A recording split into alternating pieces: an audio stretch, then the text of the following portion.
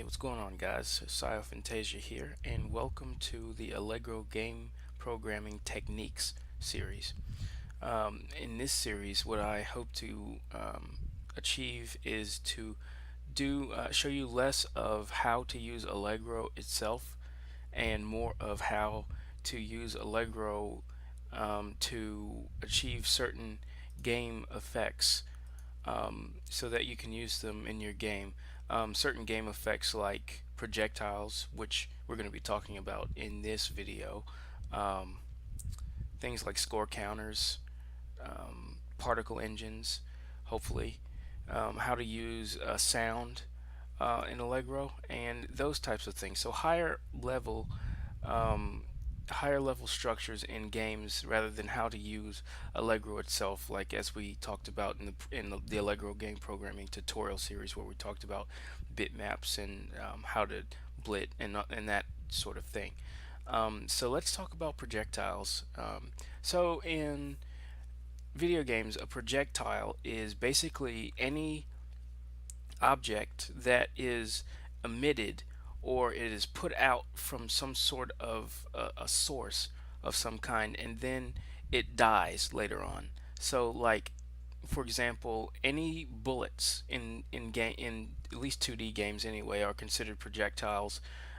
So you have examples like Mario's fireballs in Super Mario Brothers, Mega Man's X Buster, the pellets that come out, the Samus's beam, the arm cannon, uh, the short beam, and then I mean, but it doesn't. It's basically anything that comes out and it dies eventually. So it has a lifespan, and it isn't restricted to just like bullets or things like that, like blasters. It could be particle effects too.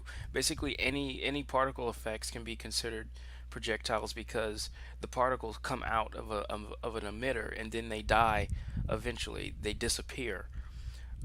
So how did they achieve that? How do we get those types of things in our games using Allegro? So let's talk about that. So let me go up here to my main, and I think what I'm gonna do here is I'm going to start with the finished product. So what I've written here is a small little demo program that shows you how I would achieve how to achieve lasers. Let's say that we have a spaceship and we want to shoot some lasers from the spaceship. Okay, so we're gonna uncomment what I've commented here, and then I'll go through and talk about it for you. Okay, so let me build this. Okay, so we have this spaceship. Okay, so it basically it can move. Let me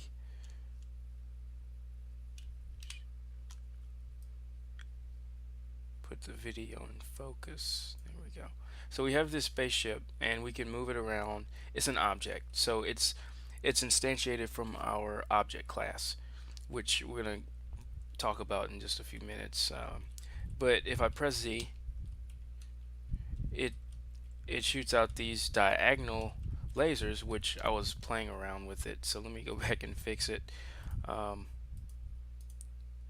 Set the Y speed equal to 0. We'll talk about those special effects later, but let me just talk about normally how we would. Okay, so you press Z and it emits these lasers. Okay, and they come out of the ship and then they travel some distance and then they disappear or they die in projectile terms. So how do we do that in Allegro? So it turns out that the way that I tend to do these types of things is with another class. So with a laser class. Now this could be any type. We could call it a projectile class. In fact, um, I'm probably going to call it a projectile class. So I'm going to switch names eventually, but in this case I've called it a laser.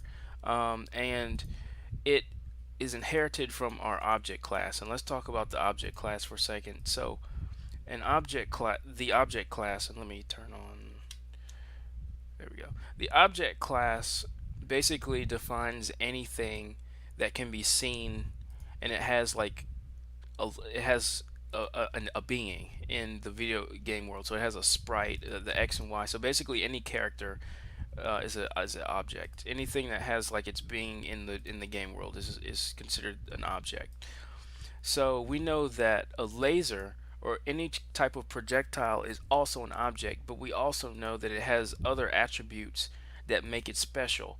So that's why we use the derived class laser, which is a an implementation of inheritance in C++.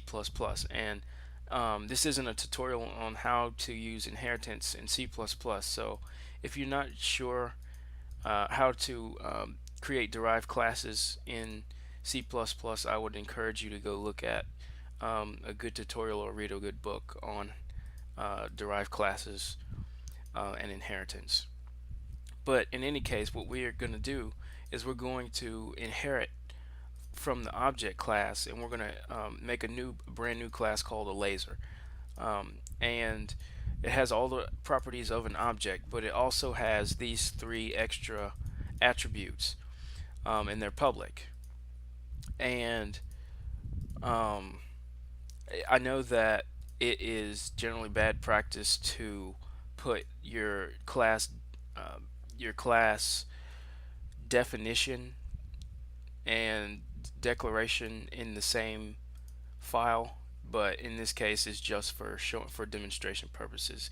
Normally you would have your classes in a header file, your declarations, and your implementation or definitions would be in a separate source file. But all formalities aside, um, the laser class has three attributes: distance traveled, lifespan, and active. So let me talk a little bit about these. Distance traveled is a variable that keeps track of how many pixels the the projectile has actually traversed or is traveled.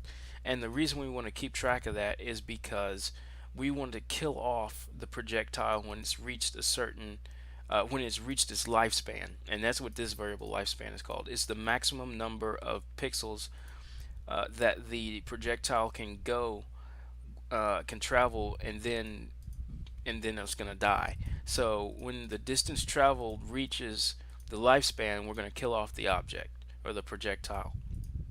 And this boolean here called active keeps track of whether the projectile is dead or not. Okay, so in other words, it just keeps track of whether it's an active projectile, whether it's actually actively being shot, or if it's actively on screening. So let's talk a little bit about the theory of how this works. Usually in games that have projectiles, it keeps track. Well, I'm not sure how they keep track of it in the specific game example, but the way that I tend to think about it is you have a list or an array of of your projectiles. Okay, so here I have a laser array, and it's going to be a list of laser objects or projectile objects, whatever you want. You can have, I mean, I'm using lasers. You can have bullets. It can be fireballs. I don't care. Um, and there needs to be some maximum number of projectiles that can be active on the screen at one time. Um, unless you use something like a dynamic list of some sort that whose size is not known at compile time, and you can just dynamically allocate more memory. But in this case, we're not going to be doing that.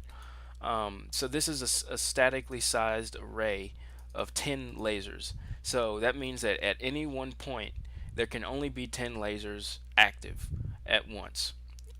There can't be any more. Usually you want to limit the number of projectiles just to cut down on compute power. Um, Laser lifespan is how many pixels the laser can travel, as I've said, and I've set it to 400 here. And the number of active lasers we're keeping track of, because if there's already 10 on the screen, we don't want to add anymore. So every time we create a new laser, we're going to add one active laser to our to the variable here. So what I've done is I've created a laser, an array of lasers here, and I'm going to go through and I'm going to fill up, or I'm not going to fill up, but I'm going to go ahead and go through all the lasers in the array, and I'm going to set the attributes of it. So remember how every object has a layer? It's the buffer. It's our back buffer here, which is the thing that the bitmap that the objects get drawn to.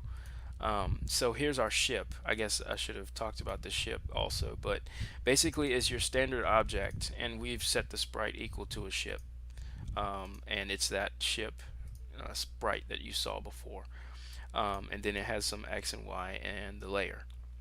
Now the laser layer is the buffer also. We set the sprite equal to a the bitmap that I've drawn, which was literally I think 3 rows of lines. So it doesn't have to be anything fancy. It could be anything. It could be a bitmap of your bullet if you want. Basically anything that it's what the projectile looks like. We've set the lifespan of every bullet equal to this laser lifespan here of 400 pixels. Active, we don't want the lasers to be active at once. I mean, we don't want them to be active at all when they first start out. And then the invisible flag, basically it tells the engine to draw or not to draw the laser. So that is what determines our whether they're active or not. If they're active, they're not going to be invisible, and if they're not active, then they're not going to be visible. So let's go in here in the game loop and see what we have here. So in order to emit a laser, or to create a brand new laser, we usually have a key, some kind of fire key, right? So I've got Z set to that, and I'm going to talk about this trigger ready variable in a second, but let's go into the loop here. So what I have here is if number of active lasers is less than max number of lasers. So what that check does is eventually is ultimately just checks to see whether there are less active layers than there are maximum lasers, because we don't want to add lasers if there's already 10 on the screen. So if there's like 10 on the screen, then we're going to not want to add anymore. So if it's equal, then it's not going to go in. And then this is a for loop that goes through the list, and it checks to see which the first laser that's inactive, and then it's going to make that laser active. Okay, so it goes through the list and sees which one is dead, and then it just reactivates it, so to speak. So as soon as it finds one that is not active, it's going to set it active, and then it's going to set it visible, and then it's going to set the X and Y of that laser to wherever the ship is. That keeps the lasers like emitted from the ship, and then we're going to set the speed of the laser equal to whatever speed you want it to be at. So I've got it set at 5 here, and it has a horizontal and a Y speed. I've set the Y equal to 0 because it's facing to the right, and when we run it, you can see here it's going to, it has some Y, I'm sorry, it has some X velocity there. Okay, so the distance traveled variable, we're going to set it equal to 0, because when it first comes out, or if it's when it's first created, it hasn't traveled any distance at all. So we want to keep track of how much space the laser has traversed later on.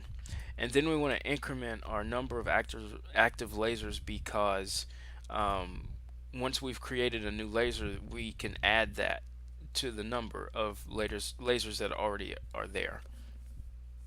And then after we do that, we're going to break out of this loop because we don't want to activate all of the inactive lasers at once. We just want to find the first one that's inactive and then activate it and then be done.